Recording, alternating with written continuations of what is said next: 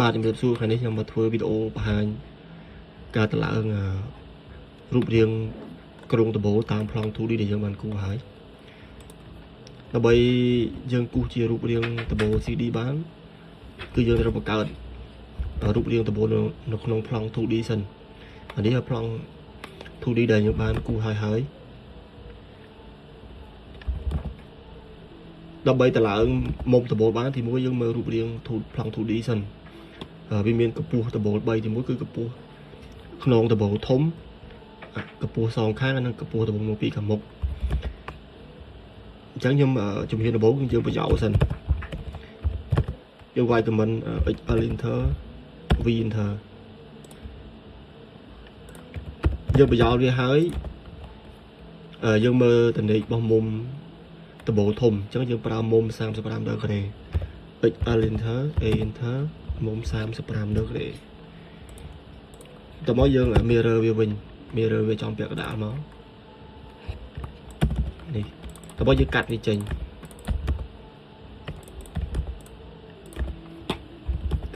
ហើយយើងមើលដំបូលសងខាង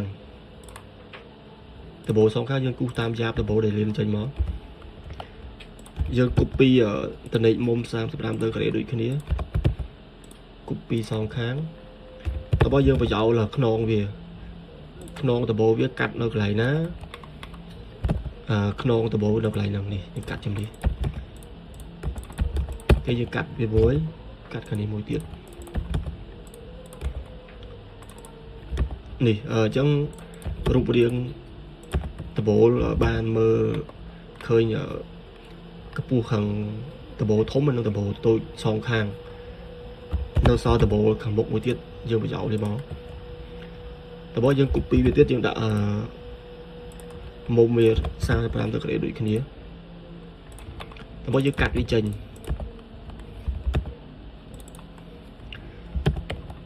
ដូច្នេះរូបរាងកម្ពស់ដំបូលយើងគូសបានហើយលោកតែដែលយើងដឹងកម្ពស់វាសិនហើយបានយើងទៅគូសក្នុង 3D បានទៅពេលយើងកាត់គ្នាហើយយើងចាប់ຂະຫນាតម៉ែត្រមើល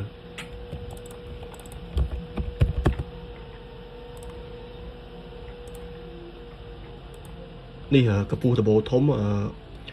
ម៉ែត្រ5តឹក7ហ៊ុនម៉ាលីកម្ពស់ដំបូលខាងមុខ1ម៉ែត្រ9តឹក6ហ៊ុនម៉ាលីកម្ពស់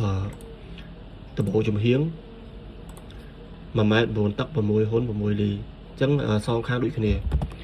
នៅពេលដែលយើងបានប៉ុណ្ណឹងគឺយើងគូសដំបូលចេញហើយអញ្ចឹងខ្ញុំទៅបើកកម្មវិធី 3D នេះរូបរាងដំបូលខ្ញុំបានយកវាចូលក្នុង 3D ហើយអញ្ចឹងយើងទៅមើលដំបូលធំកម្ពស់វា35.71អញ្ចឹងយើងគូសវាមក35.71តើបងខ្ញុំ copy វាហើយយើងគូសជាប់វាមកយើងគូសជាប់តម្លាក់មកយ៉ាបដំបូលមកនេះខ្វែងខ្ញុំបានមួយនេះដូចគ្នាតើបងយើងខ្វែងលើមុខទៀតចឹងយើងបានដំបូលធំមួយយើងគ្រប់វាសិនតើបើយើងមើលដំបូលខាង1996 ដំបូលខាងយើងបាច់ចាំគូកម្ពស់នេះក៏បានដែរយើងវាយតឡាញឡើងទៅលើមកវាកាត់គ្នាកន្លែងណាមុំដំបូលនៅកន្លែងហ្នឹងហើយនេះអញ្ចឹងនេះខ្ញុំគូបានប៉ុណ្នេះតើបើខ្ញុំតម្លាក់វាមកវិញតម្លាក់មួយយ៉ាបដំបូលមកនេះខ្ញុំគូសជាប់វាអានេះដូចគ្នាយើងគូវាកាត់មក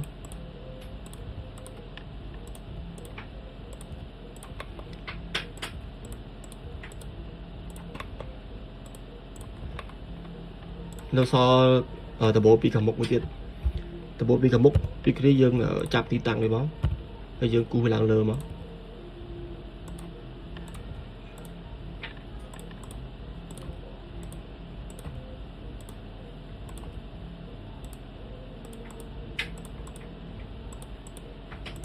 នេះ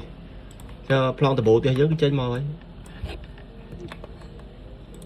ប្លង់ដំបូងនេះគឺត្រូវនឹងជាក់ស្ដែងដែលយើងសាងសង់ផ្ទះមែនទែនអញ្ចឹងខ្ញុំលុបសូមលុបនេះចោលសិនបាច់ខ្ញុំទុកវាទេខ្ញុំលុបវាចោល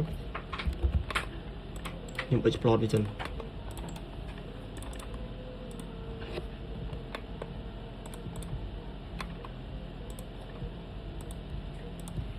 នៅក្នុង SketchUp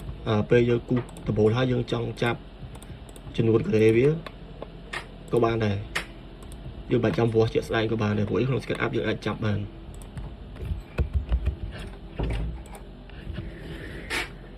ហើយយើងបានគូសហើយតើបើខ្ញុំ select វាហើយខ្ញុំគ្រប់នេះគ្រប់វាហើយខ្ញុំចាក់ហាច់វាតិចសិន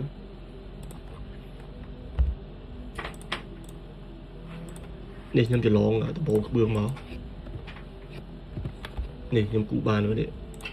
តើបើខ្ញុំចាក់ហាច់វាមកនេះរូបរាងដំបូលយើងគូសចេញមកហើយបន្ទាប់មកយើងត្រូវគូសយ៉ាបតូទឹកវាយើងដាក់ជ្រីវាចូលទៀតអានេះខ្ញុំ select វាសិននេះខ្ញុំតចូល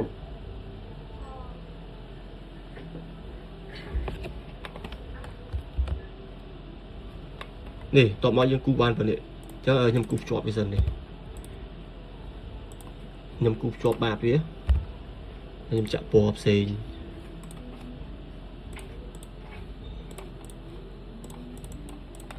តើបើយើងនេះយើងយកជ្រីអញ្ចឹងជ្រីយើងចង់បានជ្រីមួយណាយើងគូសជ្រីមួយនោះមកដាក់មួយនោះមកអានេះខ្ញុំយកជ្រីរបស់ខ្ញុំដាក់តើបើយើង rotate វាសិនយកវាយមុំ90 ដឺក្រេមក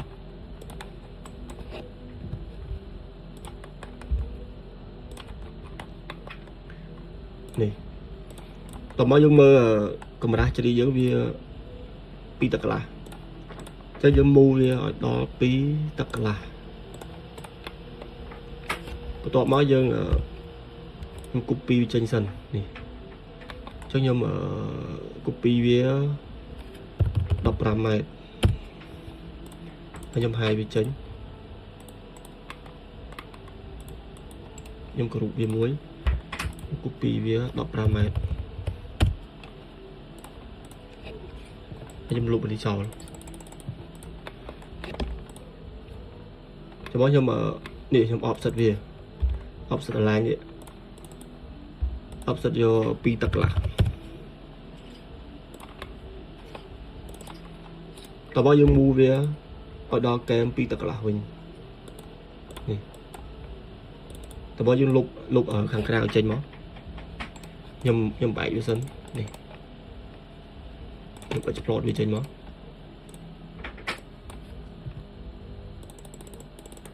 តើបើយើងលុបសាច់ចោលទៀតទុកតែខ្សែបន្ទាត់បានហើយអានេះខ្ញុំបែកវាចេញដែរតើបើយើង